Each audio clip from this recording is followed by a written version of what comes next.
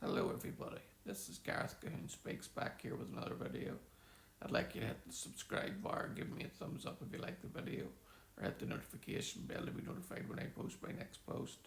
Or otherwise you can look me up at my website, which is www.garethcahoon.co.uk.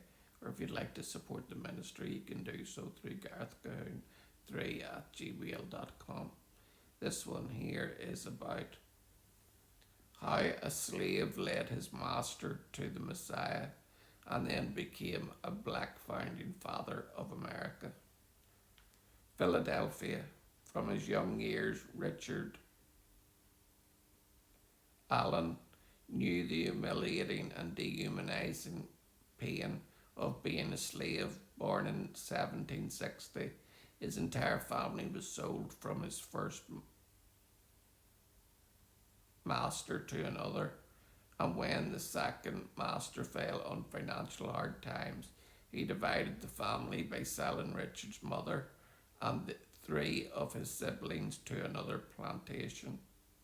Then the teenager known as Negro Richard went on in toil and drudgery, with just one of his brothers and sisters still with him. That's when he met the Lord Yeshua the Messiah while listening to the preaching of an abolitionist pastor.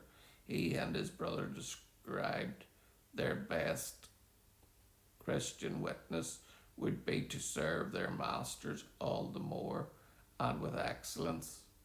Christianity and a slew of odd jobs led to freedom. Richard then got his slave master to listen to the preaching too, and his master also came to know the Lord. As a new Christian, he decided to offer Richard his freedom within 5 years if Richard could pay for that freedom.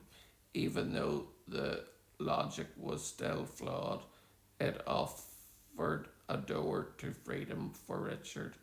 Throwing himself into odd jobs for cash, Richard managed to buy his way out of slavery in just 1.5 years. He educated himself and became an itinerant preacher in the mid-Atlantic states, changing his name from Negro Richard to Richard Allen.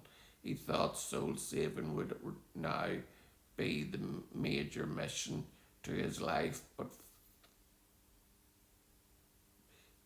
he also frequently advocated for an end to the enslavement of the colonies. 700,000 black people, even as America was fighting for its liberty from Britain. A Methodist Episcopal church in Philadelphia asked Allen to preach on a more regular basis. His sermons became so popular that black people began to flood to the church till it was overflowing. The church built a new balcony and then tried to force the African Americans to worship there. Separated from their white Christian brothers and sisters, it literally picked some blacks up off their knees and dragged them away from praying with those whites. Allen and many of his fellow congregants decided to walk out of that church.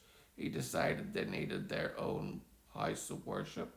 Former slave, now landowner and church founder Dr. Peter Lillyback founded and heads up the Providence Forum, a group that wants to keep in Americans' hearts how much God and faith figured into the founding of their nation and the forming of its values. Lilback said of Allen, this now former slave who's been educated is going to establish a church that reaches out to the African Americans. This popular pastor had earlier purchased land in 1787 with the help of George Washington and the Declaration of Independence signer Dr. Benjamin Bush.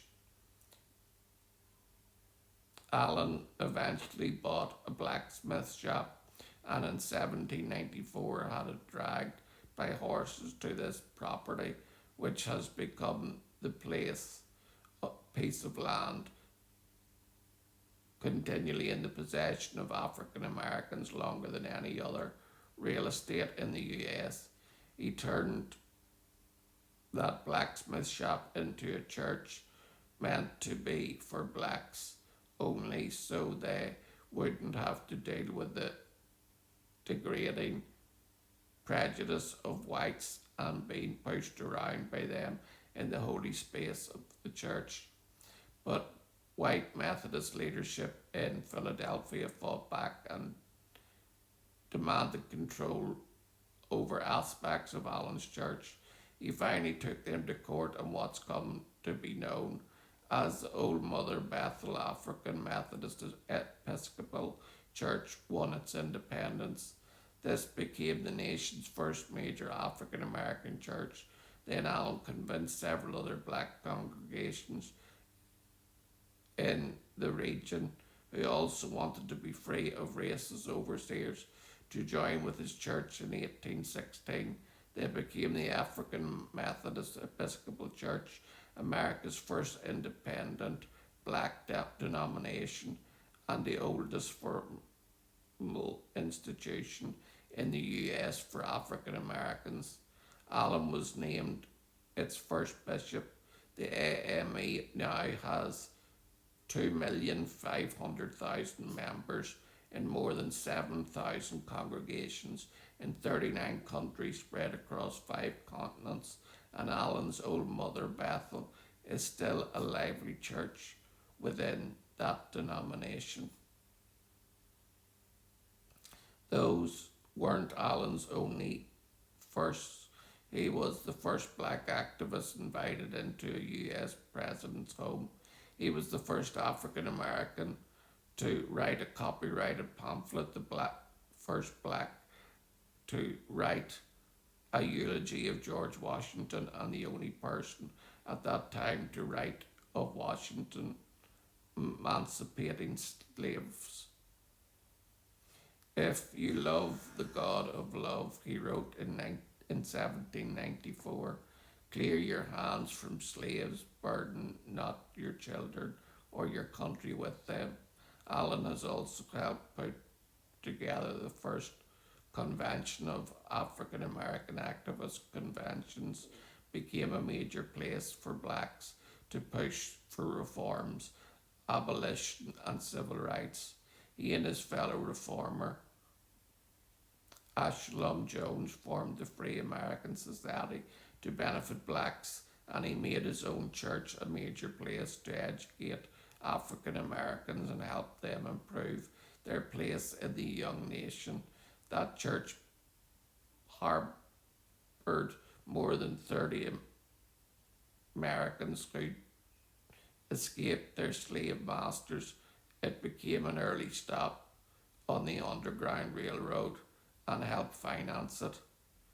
He went on to influence major black informers in the 1800s, like Frederick Douglass, and such civil rights activists in the 1900s as Martin Luther King Jr. Both sides used in the Bible. White slave owners were using the Bible to justify slavery. Allen was using the same Bible and the Declaration of Independence to battle against racism and men owning their fellow men. Frederick Douglass went so far as to say that when Allen preached about freedom and equality of his fellow African Americans, formed a new Declaration of Independence. This is just some of the great works of this great man of God who managed to convert his slave master. What a wonderful story of freedom. And America is greater because of it. Shalom, Maranatha, and hallelujah.